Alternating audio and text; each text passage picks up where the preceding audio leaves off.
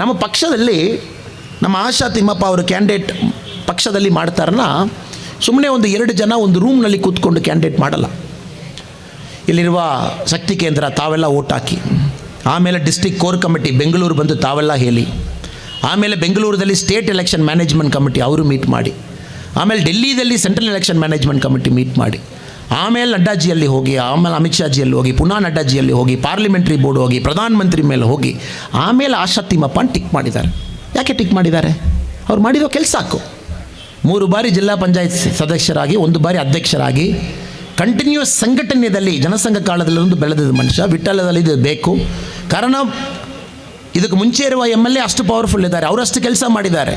ಅವ್ರಿಗೆ ಈಕ್ವಲಾಗಿ ತಾಕತ್ತು ಕೊಟ್ಟು ನಿಲ್ಲುವ ಒಂದು ಕೆಲಸ ಮಾಡಬೇಕು, ಕಂಟಿನ್ಯೂಟಿ ಇರಬೇಕು. ಅದಕ್ಕೋಸ್ಕರ ಆಶಾ ತಿಮ್ಮಪ್ಪ ಅವರು ಕೊಟ್ಟಿದ್ದಾರೆ.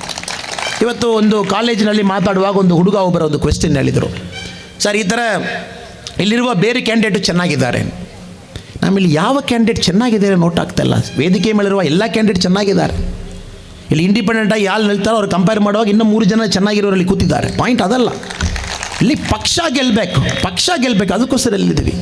ಇಲ್ಲಿ ಚೆನ್ನಾಗಿರೋರು ಗೆಲ್ಲಬೇಕೋಸ್ಕರ ನಾವು ಬಂದಿಲ್ಲ.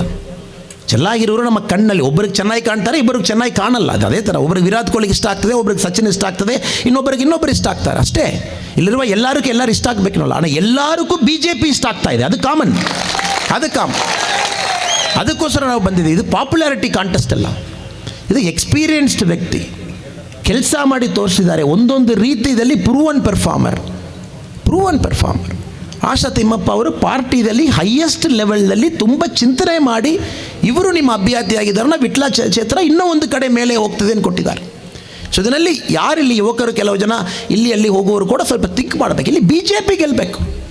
BJP ಗೆದ್ದಿದ್ದಾರ ಮಾತ್ರ BJP ಸರ್ಕಾರ, ವ್ಯಕ್ತಿ ಗೆದ್ದಿದ್ದಾರನ್ನ BJP ಸರ್ಕಾರ ಇಲ್ಲ. ಇದೇದೋ ಪರ್ಸನಲ್ ಈಗೋಗೋಸ್ಕರ ಈ ಎಲೆಕ್ಷನ್ ವಿಟ್ಲಾದಲ್ಲಿ ಆಗ್ತಾ ಇಲ್ಲ, ಇದೋ ಪರ್ಸನಲ್ ಈಗೋಗೋಸ್ಕರ ಪುತ್ತೂರದಲ್ಲಿ ಎಲೆಕ್ಷನ್ ಆಗ್ತಾ ಇಲ್ಲ. ನಮ್ಮವರು ಈಗೋ ದಾಟಿ ಬರಬೇಕು. BJPದಲ್ಲಿ ಏನು ಈಗೋ ದಾಟಿ ನಾವು ಬರ್ತೀವಿ. ಒಂದು ಕ್ಷೇತ್ರದಲ್ಲಿ 41 ಜನ ಅಪ್ಲಿಕೇಶನ್ ಹಾಕಿದರು. ಕರ್ನಾಟಕ 224 ಕ್ಷೇತ್ರದಲ್ಲಿ ಒಂದು ಕ್ಷೇತ್ರದಲ್ಲಿ 41 ಅಪ್ಲಿಕೇಶನ್. ಬಟ್ ಎಲೆಕ್ಷನಲ್ಲಿ ಒಂದೇ ಅಭ್ಯರ್ಥಿ ಮಾತ್ರ ಕೊಡಲಿಕ್ಕೆ ಆಗ್ತದೆ. ಅದು 41ನಲ್ಲಿ ಬೆಟರ್ ಯಾರಿದ್ದಾರೆ ಅವರು ನೋಡಿ ಕೊಡಲಿಕ್ಕೆ ಆಗ್ತದೆ.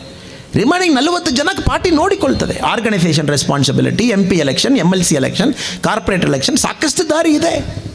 ಸೊ ಇದು ನನ್ನ ಪ್ರೀತಿಯ ವಿನಂತಿ. ಇಲ್ಲಿ ಪುತ್ತೂರದಲ್ಲಿ ಆರ್ಗನೈಸೇಷನಲ್ಲಿರೋರು ತಾವೆಲ್ಲರೂ ಅರ್ಥ ಮಾಡಿಕೊಳ್ಬೇಕು. ಇಲ್ಲಿ BJP ಗೆಲ್ತಿದ್ದನ ಮಾತ್ರ ನಮ್ಮ ಪೊಸಿಷನ್ಗೊಂದು ಮರ್ಯಾದೆ. ಸುದ್ದಿ ಚಾನಲ್, ಕ್ಷಣ ಕ್ಷಣದ ಸುದ್ದಿಗಾಗಿ.